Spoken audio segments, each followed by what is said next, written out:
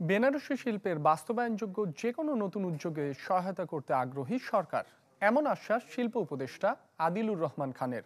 মিরপুর বেনারসি ক্লাস্টারে 10 দিনব্যাপী পণ্য বৈচিত্র্যকরণ প্রশিক্ষণের সমাপনী অনুষ্ঠানে এ কথা বলেন শিল্প উপদেষ্টা।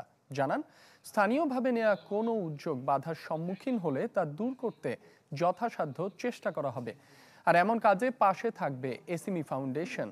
অনুষ্ঠানে সরকারি সহায়তার পাশাপাশি বেনারসি শিল্পের উন্নয়নে পৃথক পল্লী স্থাপনের দাবি জানান উদ্যোক্তারা। পুরো উপমহাদেশে শাড়ির সম্ভাব্য বাজার প্রায় $40 বিলিয়ন বলে জানায় এসএমই ফাউন্ডেশন।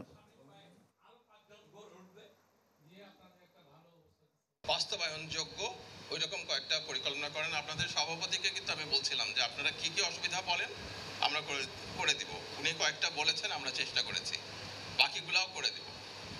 আপনারা ওইটা পরিকল্পনাটা নিয়ে এসএমই ফাউন্ডেশনের সঙ্গে আমাদের কাছে তাড়াতাড়ি আসেন।